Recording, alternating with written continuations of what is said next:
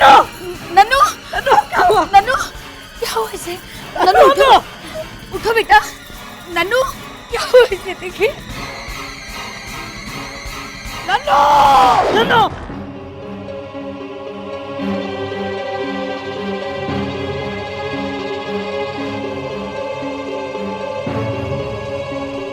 बहुत बुरा सपना देखा मैंने सुधा। मैंने देखा कि मैं मर गया हूं। आपने कल ही मुझसे कहा कि आपके पास वक्त बहुत कम है और मैंने इस बात को मानने की कोशिश भी की, लेकिन आपकी आंखें कुछ और कह रही है। मैं झूठ क्यों बोलूंगा सुधा? वही तो मैं नहीं समझ पा रही हूँ। बात को समझ सुधा। मैं नहीं हुई इतनी समझदार कि आपके जैसे परिस्थिति को संभाल सकूं। बुरा सपना देखकर जाग गए ना आप। मेरी तो नींद उड़ गई है। 2 रातों से मैं सो नहीं पाई हूँ। बात को यहीं खत्म कर तो सो जा। मैं भी हाथ मुंह धोकर रिलैक्स होने की कोशिश करता हूँ।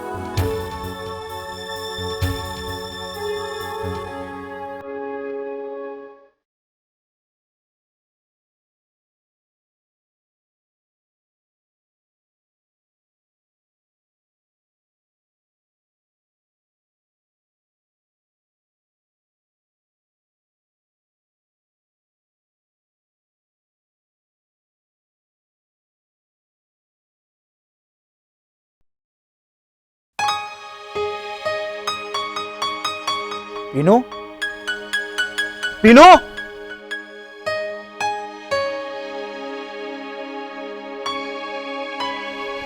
पीनू, पीनू, पीनू, पीनू, पीनू, पीनू,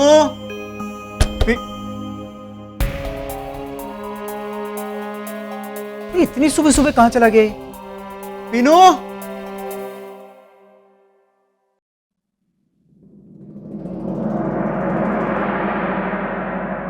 सॉरी अंकल, मैं सुबह सुबह ही, शायद आपको अच्छा ना लगे लेकिन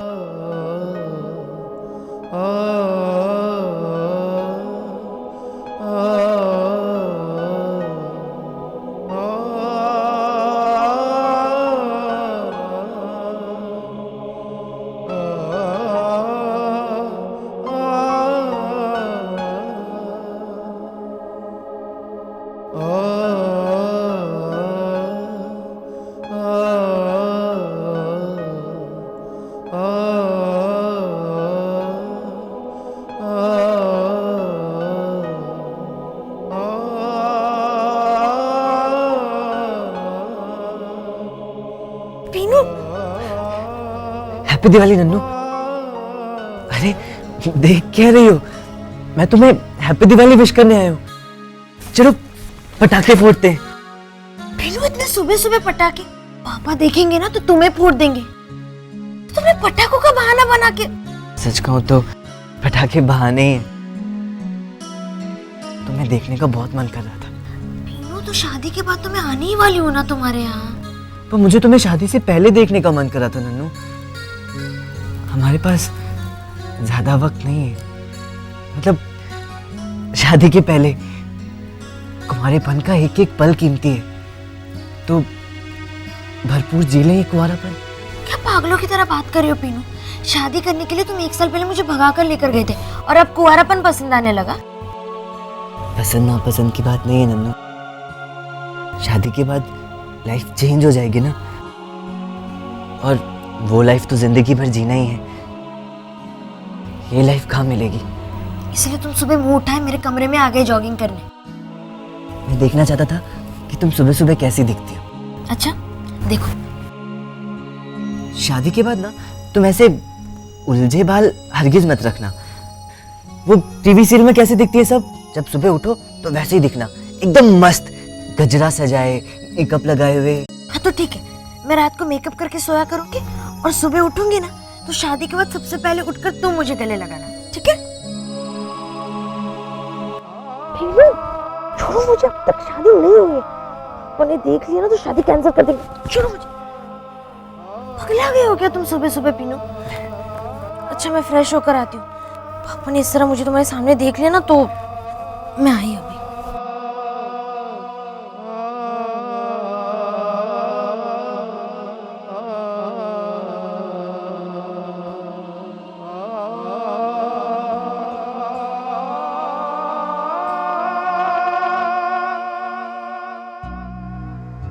बैठो बेटा। फिर क्या डिसाइड किया बेटा?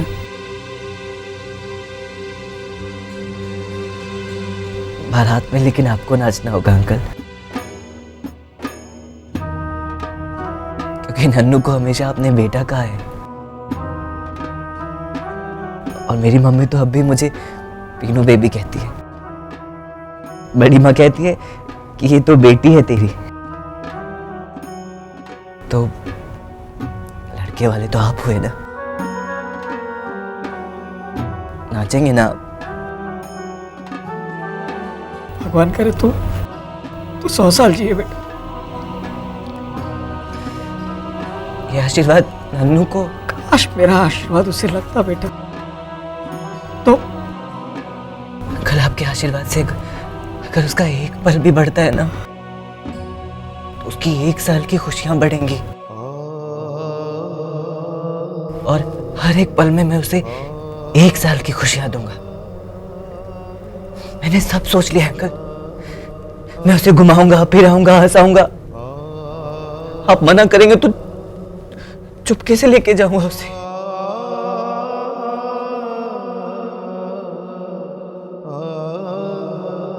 थैंक यू बेटा, थैंक यू सो मच।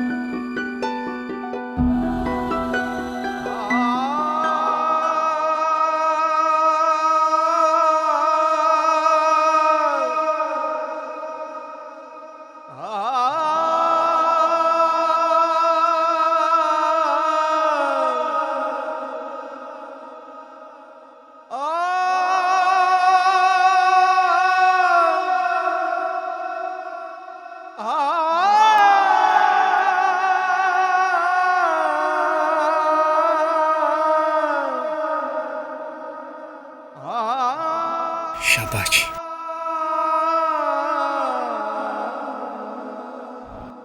ये दीपिका काकी का ब्लाउज थोड़ा और मॉडर्न रखिए। और पारुल काकी थोड़ी हेल्दी है तो हाँ ये डिजाइन जचेगी उन पर, ठीक है? मम्मी मेरी दवाई का वक्त हो गया है, प्लीज जल्दी ला दो ना, वरना पापा तुम्हें ही डांटेंगे कि टाइम पे दवाई क्यों नहीं दी। तुम ये कह रही थी कि ये गीता काकी के लिए सही रहेगा।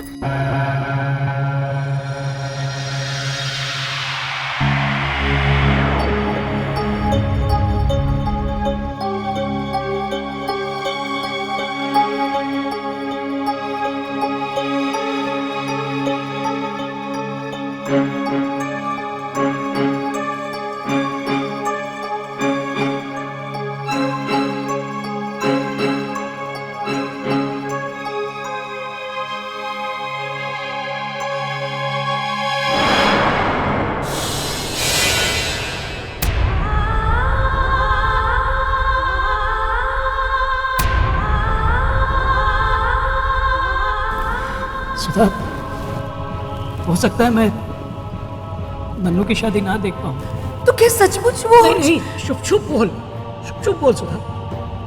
हमारी बच्ची 100 साल जी। भगवान करे 100 साल जिए तू।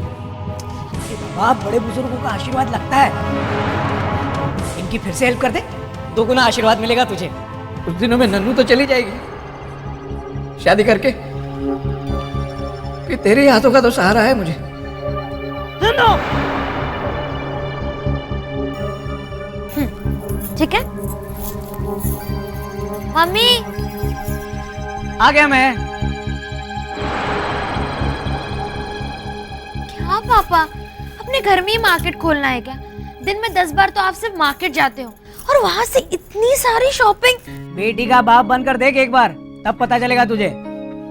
नन्नू, मार्केट में इतनी भीड़ थी आज, इतनी भीड़ थी और लंबी लाइन लगी थी। मैंने कहा सबसे पहले मुझे शॉपिंग करने दो। क्या है कि मेरे पास क्या? ढेर सारे रुपए हैं, cash.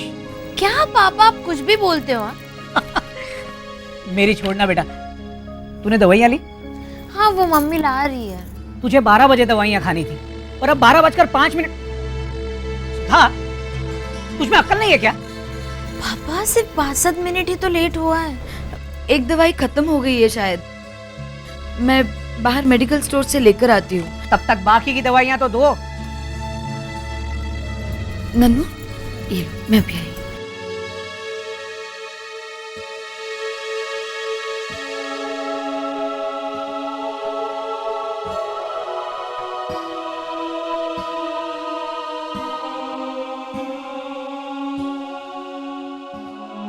Hello hello, city hospital. Doctor Pankaj है?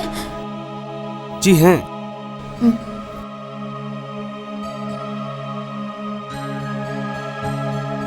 अब पंकज कुमार ही बताएंगे कि सच क्या है।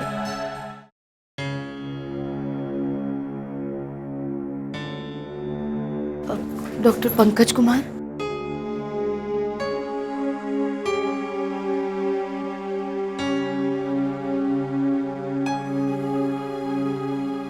मैं अंदर आ सकती हूँ? अरे सुधा भाभी, आप यहाँ आइए ना, प्लीज प्लीज प्लीज कम इन। आप मेडिकल इंश्योरेंस के डॉक्यूमेंट्स भिजवा दीजिएगा, मैं देख लूंगा। जी सर। Thank you. आइए ना सुधा भाभी, प्लीज बैठिए ना।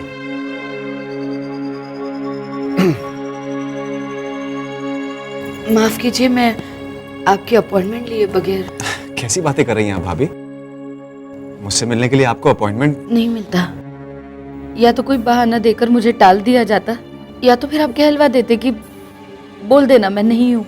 लेकिन भाभी, मैं ऐसा क्यों करूंगा? मैं आपसे यही पूछने आई हूँ पंकज कुमार,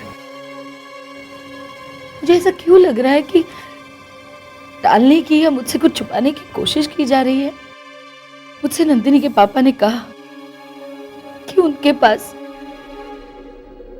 कुछ ही दिनों की जिंदगी बची है, लेकिन उनको फिक्र तो नंदिनी की जिंदगी की है। नंदिनी को दवाई देने के लिए 1 मिनट की देरी हो जाती है तो पूरा घर सर पर उठा लेते हैं वो। नंदिनी को कभी मलेरिया नहीं हुआ, कभी टाइफाइड नहीं हुआ, ये कहकर अपने आप को समझाते रहते हैं कि नंदिनी को कभी कुछ नहीं हो सकता, और नंदिनी को कुछ नहीं हुआ ये कहकर ओवर एक्साइटेड होते रहते हैं भाभी आप वो हमेशा मुझे कम अक्ल वाली कहते रहते हैं। और मैं ये मानती भी हूँ कि इंसान के रूप में मुझ में थोड़ी कमी है, और उस नाते अगर मेरी कोई इच्छा दबा दी जाए या फिर अपने बारे में फैसला करने का हक अगर मुझसे छीन लिया जाए तो मुझे कोई शिकायत नहीं होगी। लेकिन मैं ये नहीं मानती कि एक पत्नी के रूप में या एक माँ के तौर पर मुझ में कोई कमी है, और इसीलिए मुझे ये जानने का पूरा हक है कि सच क्या है, मेरे पति को क्या हुआ है, या फिर मेरी बेटी को कुछ।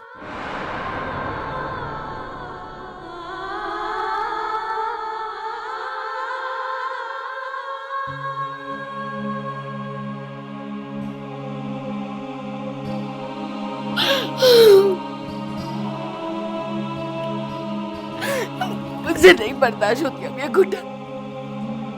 कभी बेटी के मरने की आशंका तो कभी पति के जाने का डर मुझे सताता रहता है, और इसके बीच में मर मर कर जी रही हूँ पंकज कुमार। भले जानकर मैं कुछ न कर पाऊं, लेकिन कम से कम उनकी बची हुई उतनी सी जिंदगी में अपनी जिंदगी भर की ममता और प्यार तो उन्हें दे पाऊंगी।